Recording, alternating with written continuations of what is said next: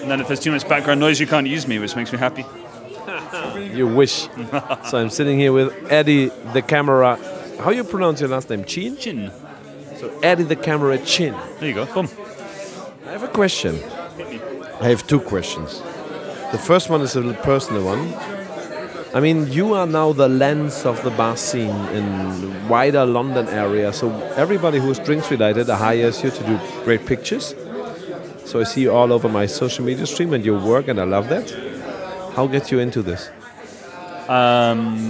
First of all, thank you, and that's not true, but that's okay. How did I get into it? I worked behind bar and ran bars for 10 to 12 years. So you worked as bartender? Yeah. In London, members bars, beer bars, rock bars, you name it. And got me through a couple of degrees. I have a degree in English literature and a degree in anthropology. And I wanted to be an academic, and there was no money, so I left academia. And I used to write about bars for about 3 years. I made a living writing about the new bars, you know, when that's what you did. Oh, you did this blog? Yeah. What was the name of the blog? The blog was The Boilermaker, and in London I worked for Time Out, I worked for Urban Junkies, I did hotel reviews for Mr. and Mrs. Smith, you know, just little things. And then I watched the rise of the blogger, and they were writing bar reviews for free in return for a few drinks. And I thought, there's no way I can make money on this in 5-10 years' time. And I was right. When I was running one of my first bars, I also worked as an assistant for a fashion photographer. And there I was writing about bars thinking, what the fuck am I going to do? I'm too old to work behind a bar anymore. I didn't want to be an ambassador. I didn't want to own my own bar. What was I going to do? I wasn't going to write about bars because there was no money. And I thought, I know how to take photographs. So I started taking photographs in clubs, like the party scene, the bar scene. One flash, one camera. You stay 3 drinks more sober than everyone else, and it's fine. And you photograph hot guys and hot girls getting drunk at Hendrix events. That's how I met Xav. Or at new bar launches. I did that for a couple of years, and then slowly it became photographing drinks, and I taught myself how to do it, and 4 years later, that's what I do for a living. It's a nice organic transition. That's nice, because that brings me to my second question, which I asked many people today.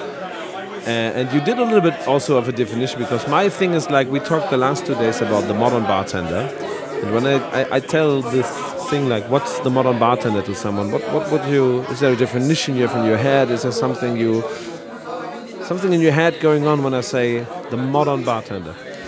Yeah, I'd say. I think we're at a really nice, like a crux, like a tipping point for bartenders, where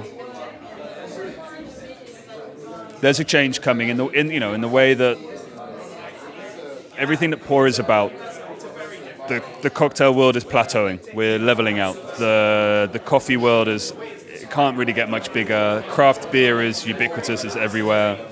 The wine is becoming cool again. Crazy, weird, wonderful wines. As a bartender now, you need to know about all of these. You need to understand.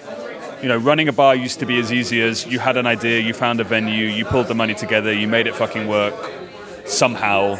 Now you can get business support. You've got people giving you advice. There's a new generation of bartenders. This modern bartender. I think it's not. I think the modern bartender isn't there yet. Give it 3 years, and there will be a new generation of bartenders, and I think they will have such a wealth of knowledge in front of them that they will be making informed choices. They won't be quite as far up their own arse as they are at the moment. I think some people have said that, and I think that's true.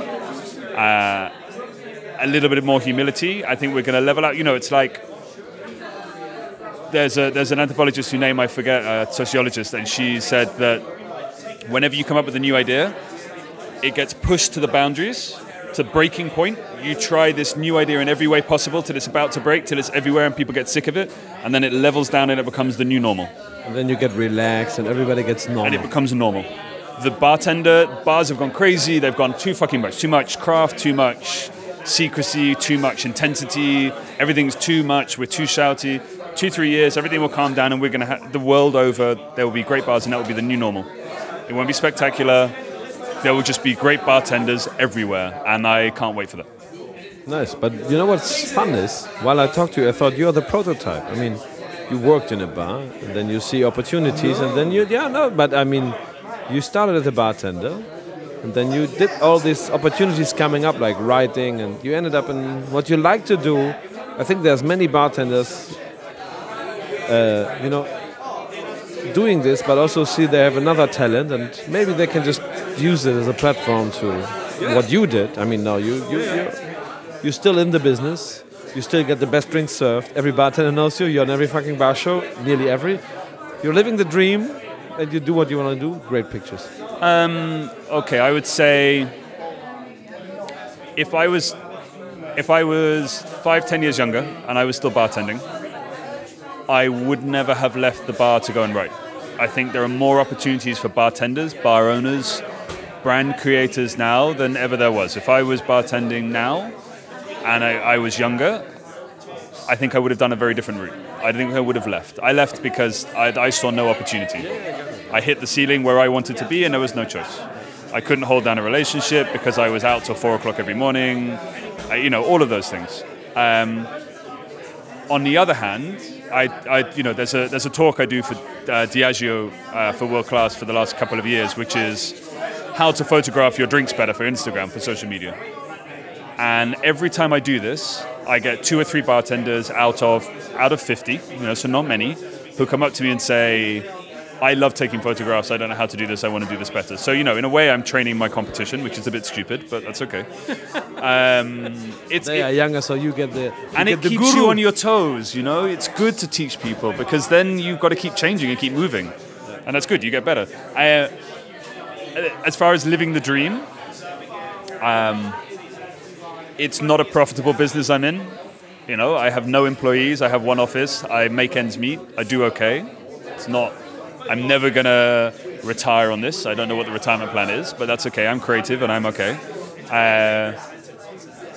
But you're here in Paris drinking with the best guys in the world, having fun. This industry has given me the best people I've ever met in my life.